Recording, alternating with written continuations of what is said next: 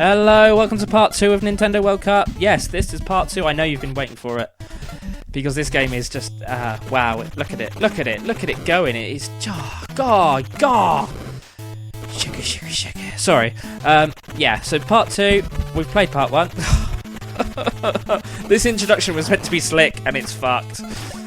We're getting to grips with the control. I'm getting to grips with the controls now. It's 4-1 at the moment. If it's not at least double figures by the end of the game, then I am a poor specimen of a footballing man. I'm not very good at football in real life.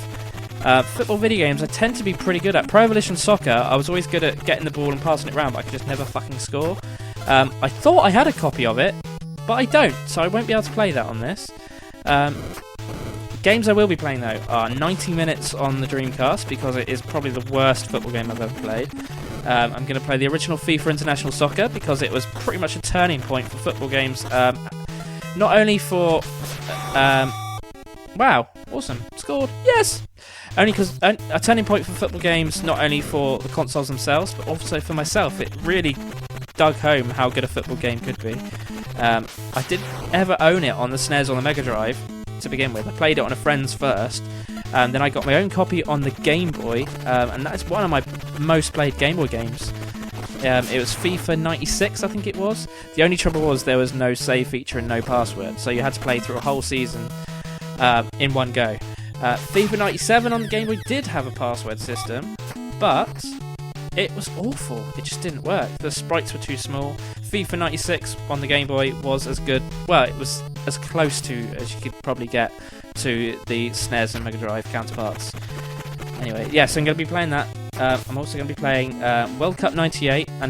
It's basically FIFA World Cup 98, because I've got to play another World Cup game, and that I think is probably my favourite football game. Apart from maybe Sega Worldwide Soccer on the Saturn, which was amazing at the time, but if you play it today, it's pretty ropey, to be honest. So yeah, that'll probably be the... So yeah, we're going to play World Cup 98. Yay, another goal, 6-1. Double figures are looking pretty damn good, I've got to say.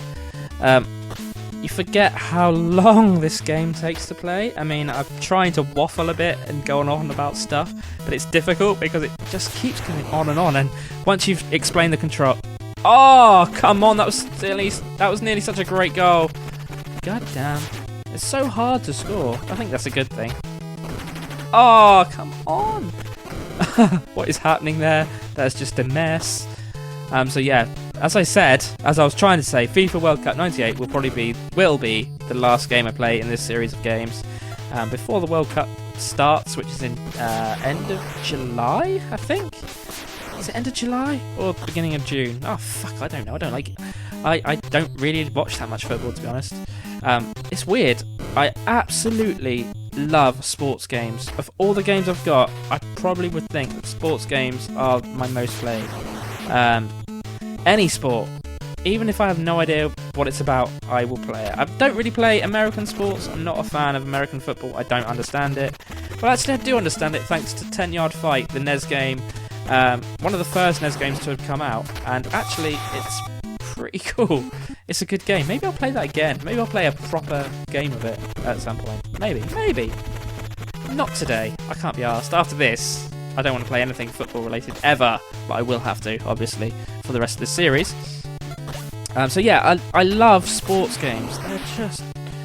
I don't know what it is. I know they're repetitive, and it's basically the same thing over and over, but... it's just, I don't know, there's just something about them, and they're brilliant. Most of them are brilliant, and I think they get it right most of the time, whereas a lot of genres don't. So, yeah, I think one of the worst sport games, I don't like the Winter Olympic Games. None of those games have ever really been that good. Winter Games on the NES is shit.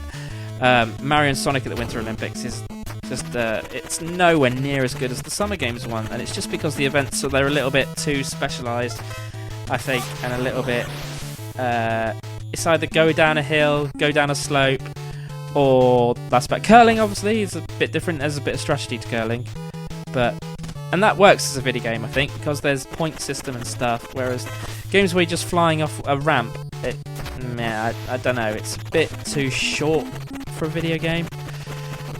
that's just my opinion. Anyway, so what else were we talking about? Oh, the World Cup. Yeah, I don't really. I will watch the World Cup though, because it's sort of one of those spectacle events, and it should be some of the best football in the world. Although I think the Euro thingy, the Champions League, is probably a better example of football goodness. I don't know. Anyway, on the subject of football, what was I going to talk? Oh yeah, football is the geekiest sport ever, and I can prove it, which I will right now. So yes, let me tell you about geeks in football. Right, when... Oh no. Got a text message, no. That's ruined everything. That's ruined our last 10 minutes of this video, however long it is. Quite long. Right, so people who like video games were generally thought of as geeks. Now it's sort of cool to like it, and the term geek is used for a person who is quite cool. However, it was sort of nerdy, I guess, is probably a better word. If you knew everything about everything, and that people go, oh, I played this game, I'm like, yeah, it's made by blah blah blah, and pardon me, and so on and so forth. I find the most boring conversations are with people who are talking about football, because I don't know anything about it, and they go on and on and on, and they're like, oh yeah, this guy, he scored this many goals in this many games, and nobody's beaten that since 1955. And oh yeah, and because he did so many games, oh yeah, and he's got this point average. It's like, oh my god, it's so geeky. They know all these facts. It's worse than Train Spotters, I think.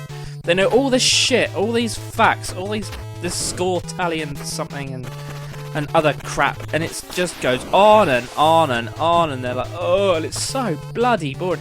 And I think it's the same when we talk about video games, or we talk about, I don't know, music or film or shit.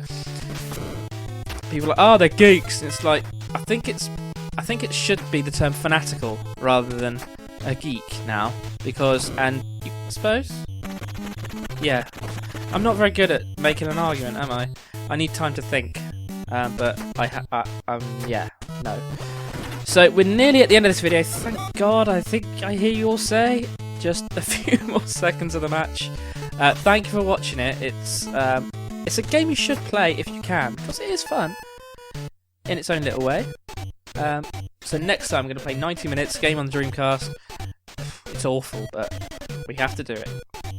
Thank you. Bye. See you in Brazil.